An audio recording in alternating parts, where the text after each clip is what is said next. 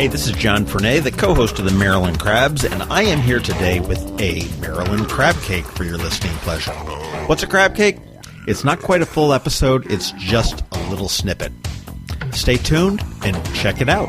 And make sure you check us out on themarylandcrabs.com. You can follow us on Twitter at MD Crabs Podcast, or find us on Facebook at the Maryland Crabs Podcast. And don't forget, subscribe, rate us, iTunes. Go there now.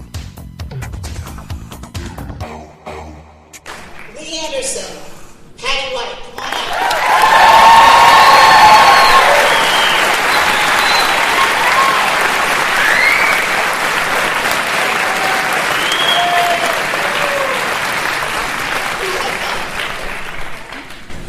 I've never seen so many people in Maryland Hall before. I'm sure they've been here, we just haven't seen them.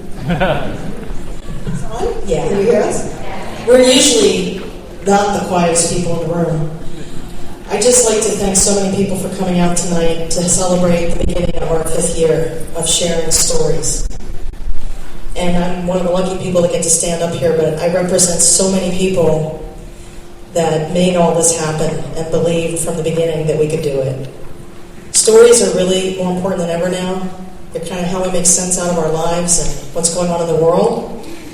And nothing has been more important lately than just finding out the truth. Right? So, we're here to celebrate the art of storytelling with many, many artists that have traveled in from all over the world to bring their work. Please enjoy the next 4 days and the film tonight, along with 81 other films that you can see while you're here. Tell your neighbors, tell your friends, but most of all, tell us what touched you. Thank you for being here.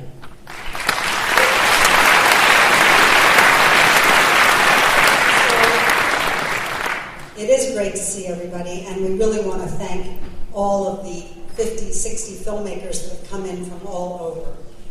Without your art and your work for us to be able to choose from, we wouldn't have a film festival. So thank you, and we hope that the arts will continue. It's incredibly important. We need it more in our community, and we're sure that every community across this country needs it. So we're here to say yes to the arts tonight.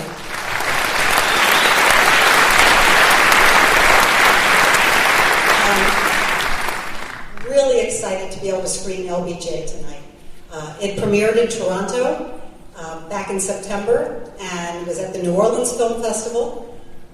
But this is the East Coast premiere of the film, and I don't think it's going anywhere else until it gets into the theaters, so we're pretty excited about that. I guess I would like to say on top of that, you knew him, you saw him as Michael Stivic. We all know that. And then he went on to have an amazing career as a director, where he directed, and I'm going to look at this because I don't want to forget them. Spinal Tap, Stand By Me, The Princess Bride, When Harry Met Sally, A Few Good Men, The American President. Are these not your favorite films?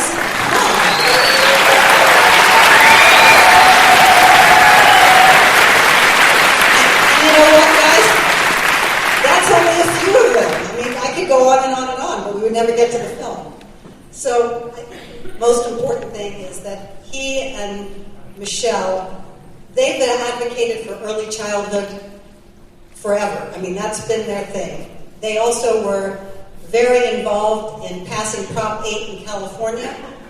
You know, so marriage equality for gay people, they're a big part of that. So I think we need to give them a hand for that.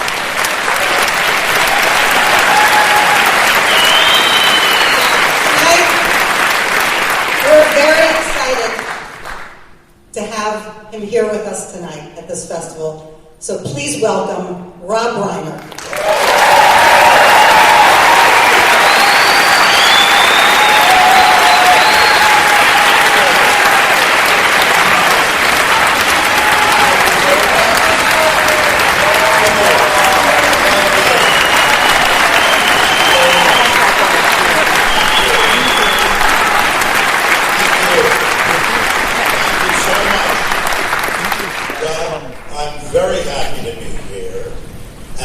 first person that I want to thank is Patty White. And the reason I want to, well, no, she's done a great job at the festival, but the reason I want to thank Patty White is that she made love at least twice that I know of.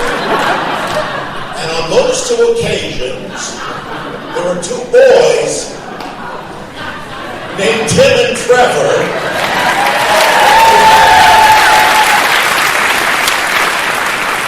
who are two of the producers of this film, and it had not been for them, I would never have gotten this script, which they developed with Joey Hartstone, and then ultimately George. And I was then brought into this project, and I have said many times that as a child of the 60s, and I see, let's see, there's a few, I'm probably the oldest person in the room, but there might be a couple in here that remember the 60s. LBJ was my enemy. I mean, he was the guy who could have sent me off to war, and I get drafted, and I didn't like him very much, and it took me a long time to grow up, mature, and understand how complex a person he was. And you'll see tonight, I worked in government, I did some public policy, as Patty pointed out, and I got to understand how difficult it was, what he was able to accomplish. And they've said, had it not been for the Vietnam War, he would have gone down as one of the greatest presidents in American history.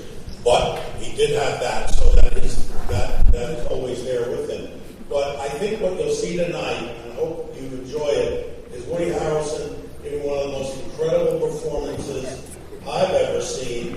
And we will talk to you afterwards if you want. You can stick around and we'll have a little chat and talk about it afterwards. But enjoy the film, and I think you'll find, even though it took place over 50 years ago, it's very resonant to what we're seeing being unearthed again in this country, unfortunately.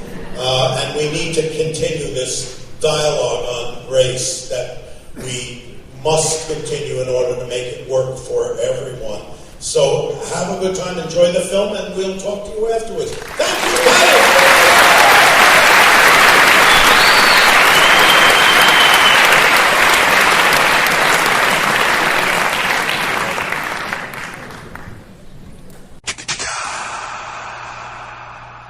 Joey Hartstone, film critic from New York WOR Radio, and a proud advisory board member of the Annapolis Film Festival. And let's have a huge round of applause for LBJ.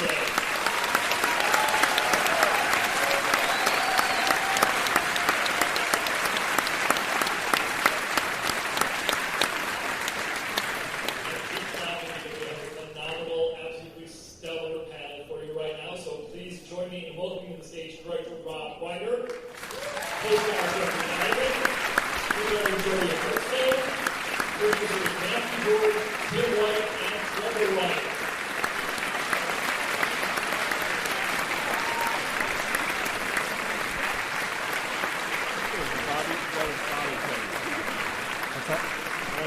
Bobby Kennedy? No, that's Jack Kennedy. Yeah. Congratulations on a sensational, smart, really special film. One more, please, round of applause.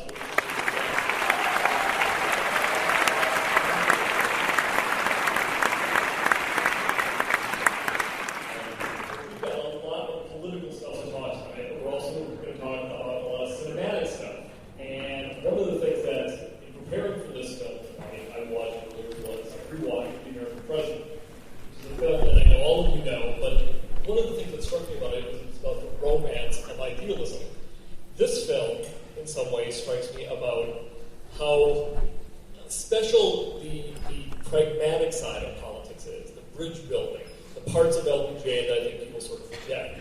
Rob, you mentioned earlier that as a young man, it was tough for you to kind of come to terms with LBJ. You hated him, you feared him, you did not like his politics.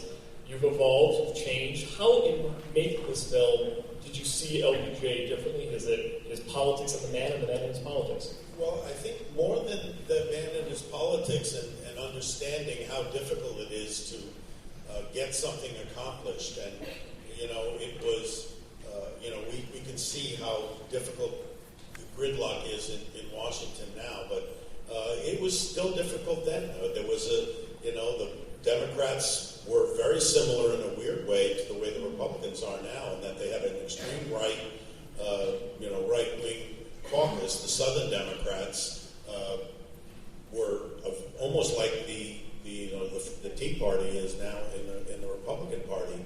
And what's interesting is, and Johnson said it when he passed the Civil Rights Act. He said, "That's it. We've lost the South for a generation." And he was right, and he was wrong. It was more than a generation, because the South has been gone to the Republican Party for almost 50 years now since he passed that, and he understood that was going to happen, but he felt that this was the right thing to do. So even though things are a little bit different out there, not much different, and so that to me, I started to understand how difficult it is to get something big done. And we just saw what happened to the Republicans in even just trying to tinker with the health care bill, and they just fell flat on their face. I mean, it's difficult to govern, and Johnson really knew how to govern. But the big thing that I learned about him that I didn't know, and this is in a lot of reading that we did, the Caro books are probably the ultimate books on Johnson, but there was a book that Doris Kearns Goodwin wrote that I read also, and that gave me a little bit more insight into him as a person. And something I never realized is that he was supremely insecure. I mean, this man was desperate to be loved. He, was doubting people's love of him, the strength that he got from Lady Bird and helping him move forward. And it was interesting. We had a screening at the LBJ library a while back, and Lucy Baines was sitting in the front row, and we finished the screening, and all I could think of was, what does she think of this, And she stood up, she's very formal, and she stood up, and I asked her, what did you think? And she said, the man I saw on the screen tonight was the man I knew. And I thought, that's it, I don't need to... What I think we caught is the complexity of the guy. As strong as he was, and as tough as he was in his ability to get people to do what he wanted legislatively, he had terrible insecurity inside, and we tried to show that complexity to him. So that's one of the big things that I learned here. It comes out, in fact, the loneliness of her pragmatism. There's a loneliness factor here. We're working with the great Woody Harrelson. Let's give Woody a huge round of applause.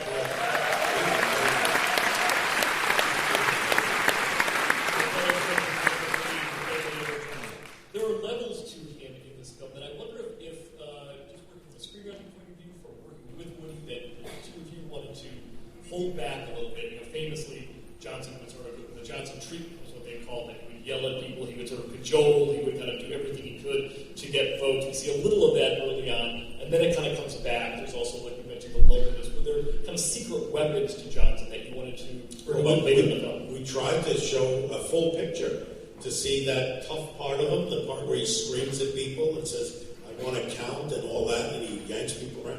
And then also this other side to him that he showed to, we saw when he was with his wife. So we wanted to, paint a complete picture of him. And, even though it takes place in a short period of time, that was the thing.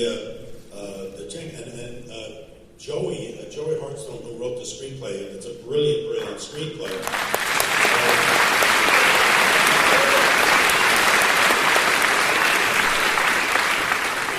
He'll tell you how long and how many drafts we went through on that one scene in the bedroom where he goes up and he's got the ice cream and the drink, and he's talking about he didn't know if his mother loved him or not, or because there were things in the Doris Kearns Goodwin book about he had this recurring dream where he felt he was paralyzed.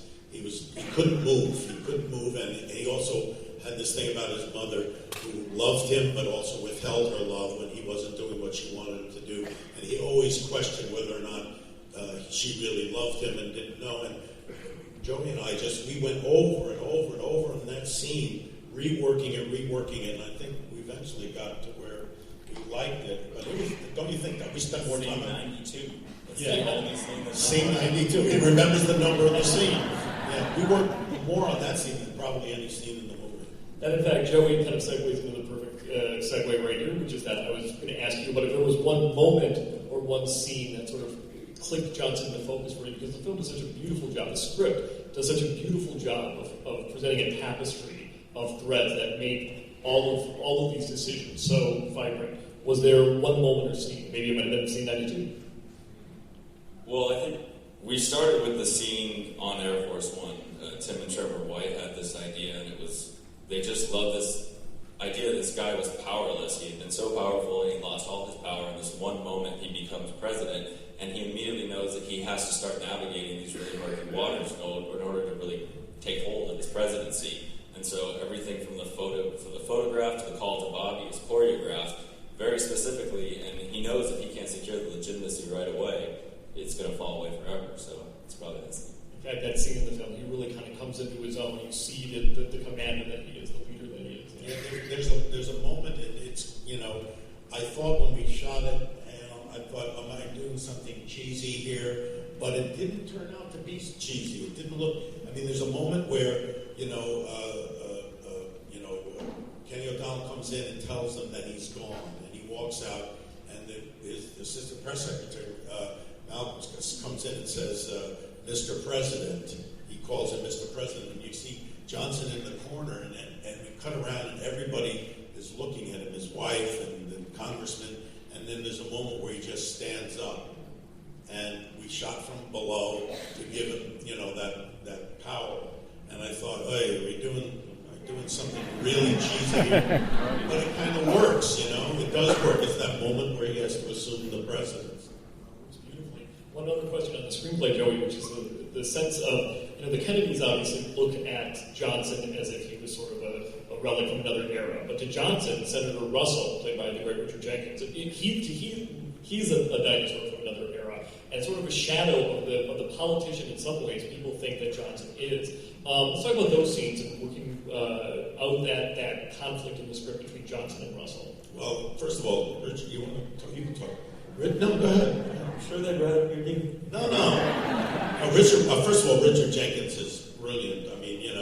When you get an actor like that, it makes those scenes come alive. There are some of my favorite scenes. The one in the dining room at the Capitol, and then the one in his house, and then the final one in the Oval Office, and even the one where they all applaud. It gives you that. It's like Johnson talks about the fact that he's the only one who can speak both languages. He can talk to Richard Russell, and he can also talk to Kennedy. And the truth of the matter is, Johnson was not pure in either of those ways. He did come from West Texas, and he was more than happy to assume the mantle of being a Southerner, but I don't think he ever thought of himself really as a Southerner. People from Texas think of themselves a different way. And from West Texas, very, very poor area, the hill country, and he had an affinity for poverty. He understood what that was about. So there was a connection, that whole idea of the Great Society and the Head Start program and Medicaid and all those things. That meant a lot to him. So he had a feeling of wanting to do the right thing, and he also was a practical guy who realized that you can't just pass this legislation. When he was arguing with Kennedy in the Oval Office, he knew that you couldn't get it passed at that point. And he also knew when President Kennedy died that was an opportunity for him. And he knew that like he said, the passion of a martyr's cause in the size of a Texas Falls. And he knew it, that he could actually get it done. So I've had this discussion with my wife, Michelle, 100 times, and I'll be interested to hear what anybody thinks about it. Do you feel that he really had the feeling of wanting to pass civil rights legislation, or was he doing something that he knew he could get done? And my answer has always been both. I think it's both, and I don't think it's that clear one way. What do you think, Joey? Yeah, he had this amazing ability to convince himself that whatever he believed at the moment, he had believed his entire life, and that he was the greatest leader for that cause. So I think he truly is sort of straddling the fence and playing both sides, but the moment he decides that this is what he wants to do, I think it's genuine because he convinces himself he really believes that. And you can't do that, I don't think, unless there's a part of you that feels that. it's not made up out of whole cloth. He does have an affinity for people who lived in poverty. Jeffrey, your performance as JFK is terrific. It's so sly and smart and used all at once.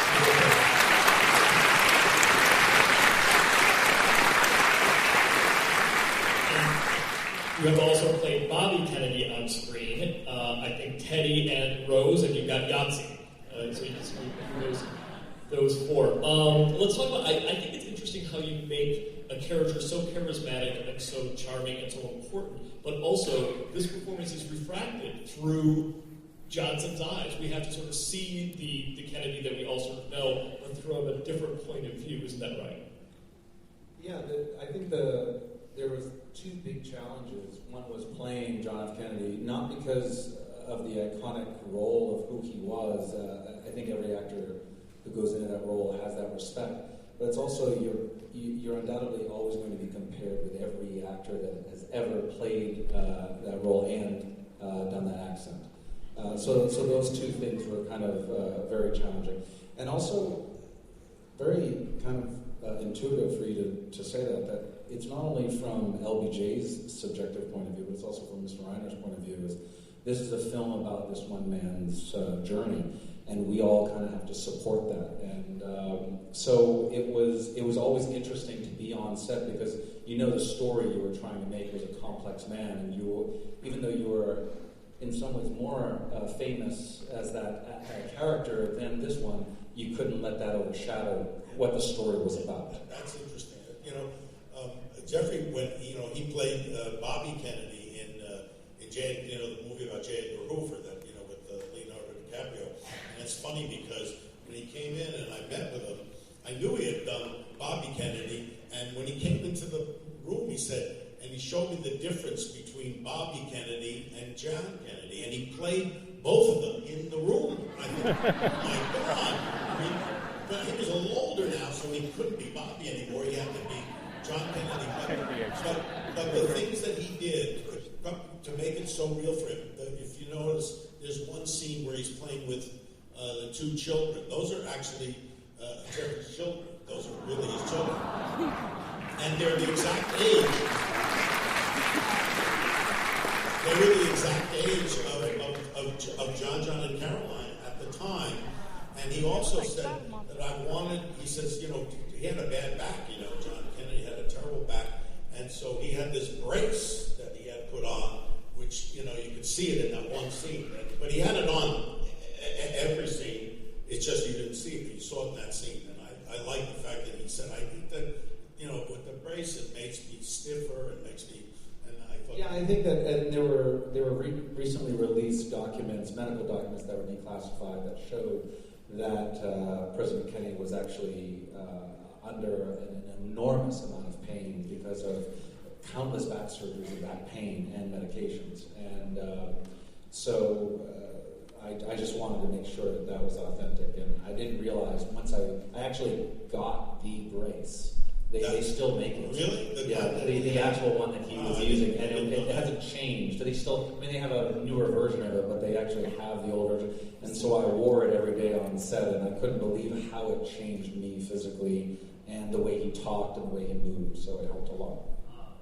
That actually brings into relief kind of a question that I have now, but maybe that's sort of part of it, which is was there something about him that brought him into focus for you? And I was thinking of the scenes where when JFK is talking to Johnson, there's sort of this, now maybe I'm thinking about it, there's a slight wince of pain going on, but it's also sort of this level of accommodation and almost amusement at Johnson. He doesn't not like him. He likes Johnson to a degree, and he's willing to hear him out, obviously, whereas Bobby is not. But there's something going on there behind your eyes, behind the scenes, that sort of makes it feel as if, is he sort of just placating him? Is he really listening to him? Is he aware of how valuable Johnson could be? Was there something that brought him into focus for you? I think that the research that I did, and I actually had a chance to go to the library, and I actually went to Cape Cod and visited there's a small library there as well. What I realized was this was a family, and I mean in its essence, that this was a family constantly being educated in a compound to understand their value, what their value could be in life, and it started at a very young age. And I didn't have that; it was the exact opposite of my upbringing. So I identified with him only because he was so far from me. But where I'm from, a lot of people say, "Oh, you're from Massachusetts," and I'm born and raised in northern Massachusetts. That the accent came very easy, and actually it was one of the hardest things I've ever done because where I'm from is a very rural, towny neck of the woods of Massachusetts. Well, we would sound like, "Hey, Mark, you got caught last night." That's how we would talk. That party was wicked pisser. So to be able to talk like Jack, it was a very different way of talking. So that was. You know what I realized as we were just talking about, and it just struck me that, Johnson was the Senate Majority Leader, and Jack was in the Senate at that time, and I think he had a greater respect for Johnson because he knew how that got done. And I don't know that Bobby came from a different place as a lawyer, and I don't think he realized, how valuable Johnson was and what his capabilities were, and I think that's why he had a greater respect. I'm just putting that out there. I just thought of that now. Matthew, Trevor, and Tim, getting a film like this made must have been a huge challenge. I'm wondering what the challenges are, because not only is it about politics, but it's also about a public figure, that not a lot of people know very well. They know, hopefully, his accomplishments, but they also are aware of him maybe being, in some ways, just a little bit more fragmented than we know. What were the challenges and hurdles to the film? Listen, so I think maybe 5 years ago, when we first had this idea, it was definitely a non-starter really in town, in the sense that it was a political idea, which, they're always tough, and then also it was about LBJ, so that's just kind of another thing on top of that. But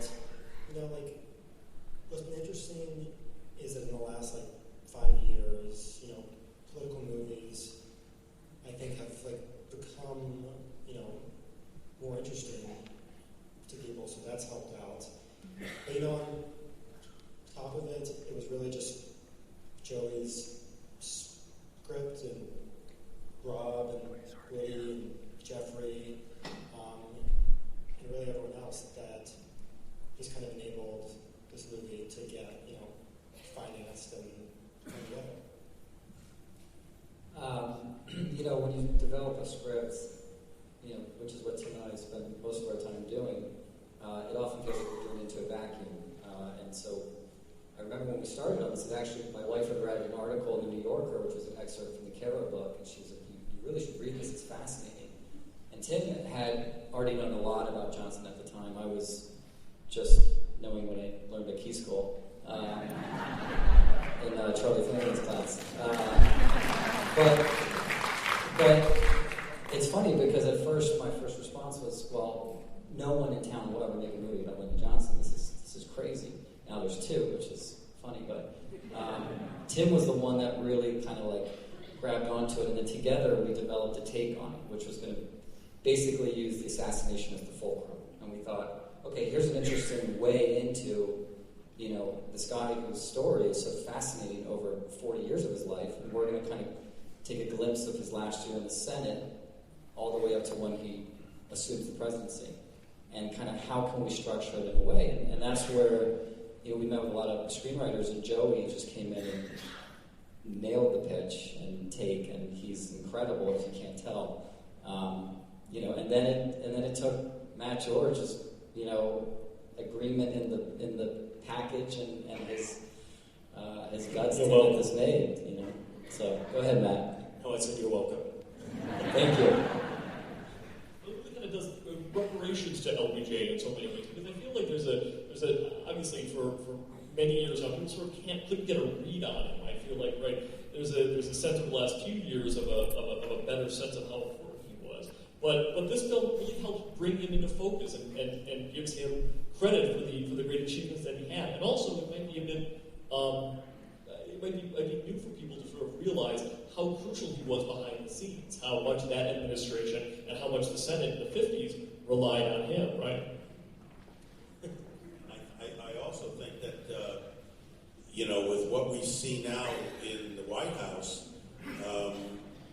you get a greater appreciation for what a real president is capable of doing.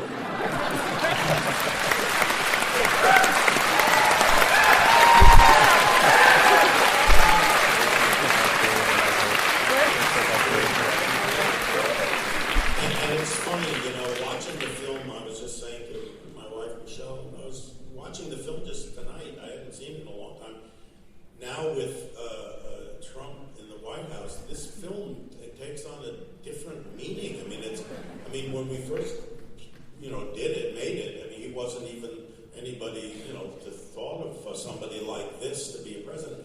And then you start appreciating what a real president can do and how difficult the job is and how much work and time it takes to understand the mechanics of governing and how to get things done. And then to see this guy come in, it does put it, as we said in Spinal Tap, too much fucking perspective.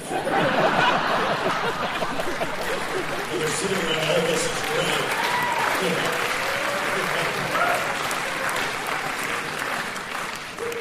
It's funny that you said it, because one of the things I have here in my notes is that, watching Woody in this film, and I want to talk about his performance specifically in a couple of minutes, but watching Woody in this film, you're sort of reminded that, a belligerent, sort of bigger-than-life, not necessarily appealing character could occupy the White House and still get things done. It's not as if that in and of itself is a, you should write the guy off.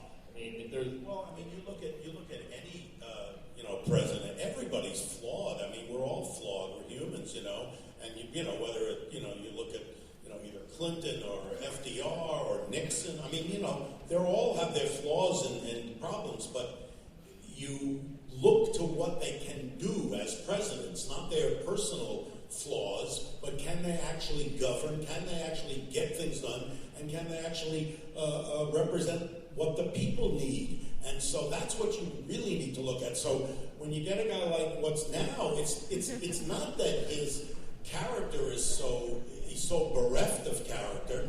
You would forgive that if he was, hey, look, he's getting things done and it's for the people, but he has nothing. There's nothing there. There's nothing. There's no power, there's no intellect, there's no nothing. I don't get this stuff.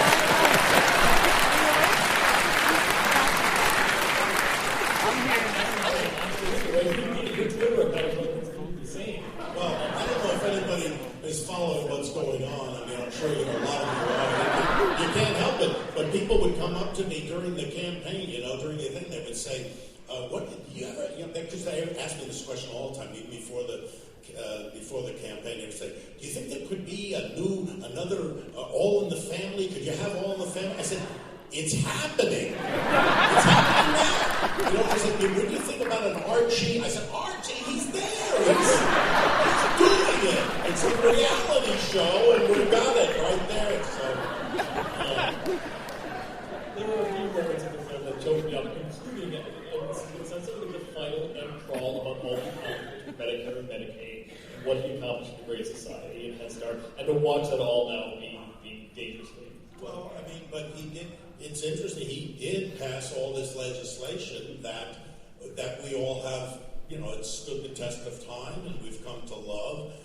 Unfortunately, in the last, under the Obama administration, it wasn't Obama, but under the Obama administration, they gutted the Civil Rights Act. They took a very important provision out of the Civil Rights Act, which, to me, it was like they were saying, well, it's all been taken care of. We don't have these problems in terms of voter suppression, and we don't have the inability of minorities to access the voting booth, and so we don't really need that part of the legislation. And you go, what are you talking about? Look what happens, and you see this guy emerge. And here's what's interesting, and this occurred to me, is that From Brown versus the Board of Education in 54, we had Loving versus Virginia in 67, we had the Civil Rights Act, the Voting Rights Act, we had, things were, there were horrible things that happened, obviously, Medgar Evers and Malcolm X and Martin Luther King, but we were moving on the right path in terms of equality and making this, the realization of the American dream and the democratic experiment. And you saw, big stars on, Oprah Winfrey and Will Smith, and it was like, and then Obama becomes president. You go, okay, we've crossed that threshold, and we have basically now and then this happens, and you go, oh no, all this stuff has been submerged for a long, long time, and all of a sudden the person comes along and gives voice to all those fissures that have been kind of tamped down and now are rising back to the surface. So it's a long struggle, and Martin Luther King, bends towards freedom, but boy, that's a long bend. It is a long, long bend, and in a way, I feel like we're fighting the last battle of the Civil War. We're fighting it right now, and the question is, are we going to be one people, or are we going to continue? And I think you see people hanging on for dear life for that Make America Great, what they imagined America to be at one point. And I think the people are very angry, and we've heard it. We're going to make him a one-term president. Obama, we're going to ruin him. They said all that stuff. And you knew that there was all of a sudden these people that were lying underneath were coming to the surface and saying, starting with the birther thing, where they say he's illegitimate, this is there, and we have to keep fighting. We have to keep at it. And, so in a weird way, the rise of Donald Trump and all of that means it's almost like putting this thing in stark relief for hopefully the last death throw of that kind of racism in this country, and we just have to keep fighting.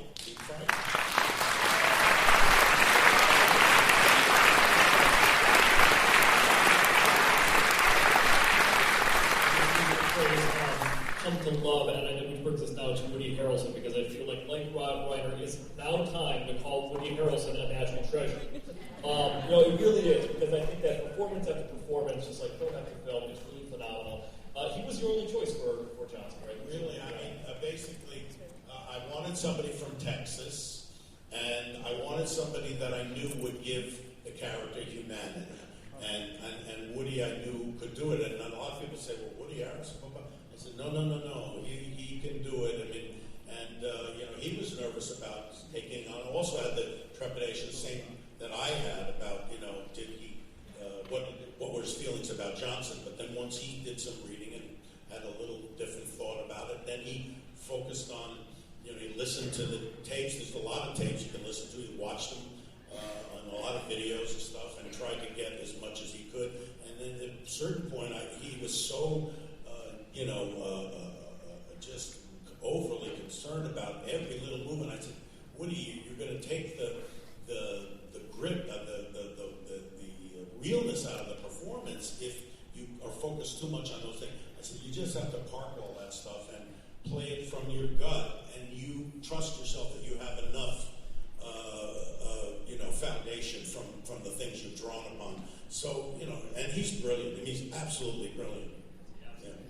Matthew, Trevor, Tim, from a producer point of view, looking at him, obviously, as the center of the film, a year ago, I saw a shot of him as Johnson, and I thought that's phenomenal, but obviously seeing him in action, watching that glint in his eye, having him find the humor, find the gentleness, and find that just the right moment to insert a little bit of comedy, it all works, doesn't it? It's funny, because honestly, one of the things that Rob said early is, the difference between a movie star and a really great character actor is that with the movie star, the essence of their character basically always will shine through. I think you see that and some other people also. And I think that Woody has this sort of like sympathetic, lovable quality to him, which is basically always going to come through, and that's why I think it was like the spot on choice, because that's exactly what we really wanted to convey with Johnson. But I should say too that, I mean, so much of the performance, and Woody in particular, because he was so, in a way, he was insecure the way Johnson was, but that's where you look to a director, and that's where Rob is just incredible with Woody, finding that comfort and trying to play it, as he said, find the realness and play off that foundation. So, I mean, honestly, what you're describing Woody's performance, we got the luxury of watching from the monitors how Rob got it out of him, which is pretty incredible. Jeffrey and Joey, in terms of JFK and Johnson. What about Matt? Matt George at the end, he didn't say anything. And look, and by the way, you want to hear a little bit because he's from Australia. He's got that wonderful Australian accent. It sounds a little bit like Kennedy.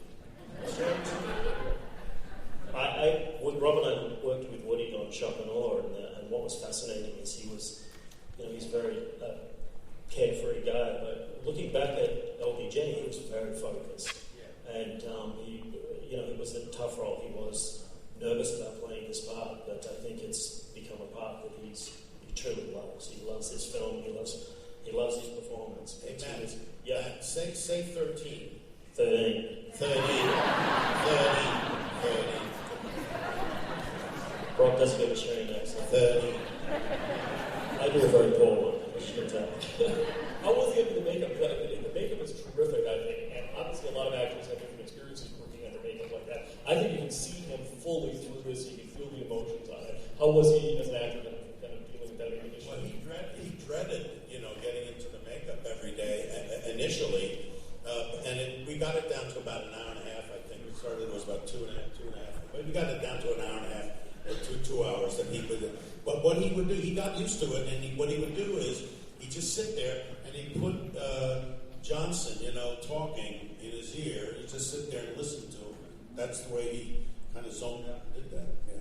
Jeffrey and Joey, we don't see, I guess historically, obviously, there's only a few shots. I mean, I just feel like they're not as much in the public consciousness of Johnson and JFK together. How crucial was it for you guys to from a writer's point of view and actor's point of view, to be able to make sure that camaraderie was there, that tension, and kind of show us something that we maybe haven't seen? It was definitely there. For some reason, a lot of the Kennedy men are younger men, and so when we were in New Orleans where we shot this, they would hang out together a lot, and Woody sort of did his thing, and one time Michael, who plays Bobby, showed up, and Woody said to me, "I just hate that guy. I think I'm supposed to hate him," but he had somehow method acted his way into disliking. He really liked the actor, but he could feel that inside of himself. But Jeffrey, you actually told me this great story before you came on stage about a moment with Woody and a line that you wanted to take. Yeah, we didn't actually have to share a lot of screen time, Woody and I, and I think maybe the first or second time we ever worked together was the scene when I asked him to be my vice president. And I remember we were rehearsing, and I said my line, I said, he says, "The better man won," and I said, "No, just the better looking." And Woody chuckled, and Rob said, "Great," and Woody goes, hold on, that's a great line. Maybe I should say it. I'll say, maybe the better man won, or maybe the better looking man won. And Rob goes, no. It's funny because he says it. Because he's better looking. And that's how it was. He was a wonderful spirit every day. He's a wonderful spirit just in life, but he's a wonderful spirit as an actor. And the only thing that was bad about Woody for me is Woody is a vegan, and he's a raw vegan. He eats only raw vegan. But that part is good. That part is good because it's healthy. The bad part is that every day he would bring me this yerba mate tea. And he said, "This is so good, you gotta try it." It's terrible. And I said, "Oh yeah, I'll try that." And I would sip it in front of him. When he walked away, I said, "Anybody, please drink this." Because if he comes back, I want it to be gone. But then I made a mistake of saying, "It's really good," because I'll get it for you every day. I'll bring it for you. Every day I had to go with the yerba mate tea. That's the only bad thing.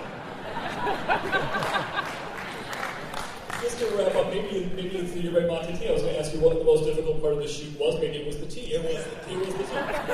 But what was the most difficult part of the show? Maybe what surprised you the most? Well, it wasn't difficult in actually shooting it because we really did plan it. But the one part of the shoot that was the weirdest for me was recreating the assassination, and we shot that right in Dealey Plaza, and that was really strange. I mean, just to be there, and there were people who knew a lot of. I mean, I don't know if you've been to Dealey Plaza, but it's a lot smaller than you think it is. And there's always people there who are like, buffs on how it went down. And they'll tell you, the babushka lady was standing here, the umbrella man was there. And we actually dressed up a guy like Abraham Zapruder, and we gave him a camera, and he actually shot, when you see when the car goes behind the sign, that we shot that from the guy who was actually pretending to be Abraham Zapruder, and we shot that stuff. But that was a really strange day.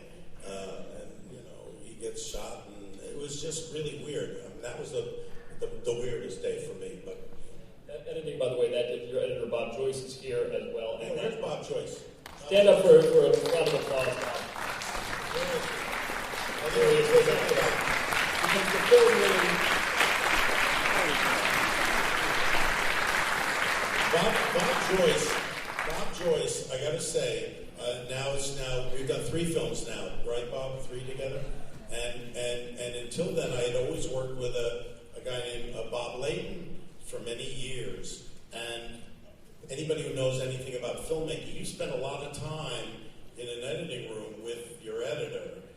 It's a very intimate relationship. And I said, you spend a lot of time in a dark room with a guy, And the only thing that was good is that I had the same first name, Bob, so I didn't get, Bob, oh, it's good, it doesn't feel like I'm cheating on, somebody, he said Bob, and then it was still good. No, but he's amazing, because he's the only guy I know. He's so brilliant, and he puts things together in such a brilliant way, and he's faster than I am. I don't know, I work fast, but he works really fast, and it's fun for me to work with Bob, so I'm glad he's here.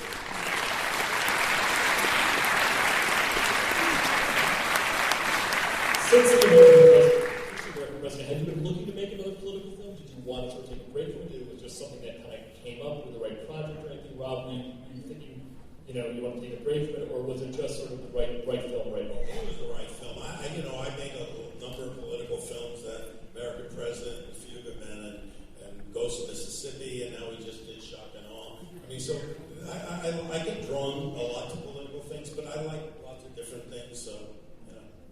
Phenomenal film, ladies and gentlemen, Rob Reiner, Trevor Reiner, Jeffrey Donovan, Joey Hartstone,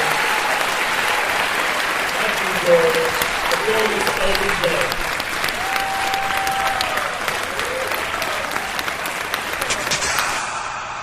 We are here at the opening night after party at the gymnasium of Bates High School, which used to be the only black high school in Annapolis. The film was debuted in Maryland Hall, which was traditionally the white high school. We do have a band on the stage. There's plenty of food. And we're here with a bunch of people. Hey, what do you think of the movie? Hey, I love the movie. It was so much fun. Rob Reiner did a great job. This is Scott McMullen with the Annapolis Podcast. We got Joe Barson, who's the artist that designed the logos and everything else. What do you think? Fantastic. Really special night for Annapolis. Having the whites here, the boys that went to Key School up on stage, made the movie happen. It was awesome. All came together. Good deal. What did you think about it? I thought it was great. It was a fascinating look into a larger... And of course, being Hollywood, he got political at the end. Yes. Just a little. Which is no different than he did last year, if you remember. Do you remember? Were you there last year? I was doing the Skype thing, yeah. And it was not working. And he said, "Wait, you can hear me, but I can't hear you." Yeah. Well, let's talk about. Let's just talk. It's film time, yeah. That was great. So you got a full slate of movies planned for the next 4 days? Oh, yeah. Good deal. Well, we're here at the after party at the end of day one of the film festival. Rob Reiner was up on stage earlier talking about LBJ, which is a wonderful film. It's only been shown 3 times so far, Toronto and New Orleans and now Annapolis. And the next stop will probably be a theater near you. We're still at the after party. We're with Lee Anderson, who put this all together with Patty White. How are you? Relieved. We just screened the opening night film, and it went really well. I'm going to let you have a glass of wine that is almost empty. Is that indicative? I had 2 plates of food I hadn't eaten all day, so now this will just seep into my system. It's been a great start so far. The reaction I've gotten to LBJ has been phenomenal. Reiner was hysterical. He made the Republicans squirm and groan. He got cheers out of the Democrats. It was a lot of fun. One of my friends said the most fun was looking around seeing who was clapping and who wasn't. Exactly. And talk a little bit about the significance of where the film was screened and where we are right now. Right now we're at the Bates Complex, which is the old Wiley Bates High School. Yeah, there's a story here. Years ago, when they wanted to build a white high school and a black high school, this was the site that the white people wanted for their school, and all the black community said, this is our chance to get an education, and they went to Wiley Bates, who was born a slave, and ended up owning 80 properties downtown. He started out selling oysters on the city dock, and he became an entrepreneur. So they went to him, he was very wealthy, had no children. He said, what do you need? They said, we need $500. He said, done. And they put money on the land, and then the whole community came together to build this building that we're standing in. Became the cultural center for the black community here. And it still is to this day. Obviously, it's been rehabbed a little bit, but I mean, it is a senior center. It is a sort of a hub for the African American community in town.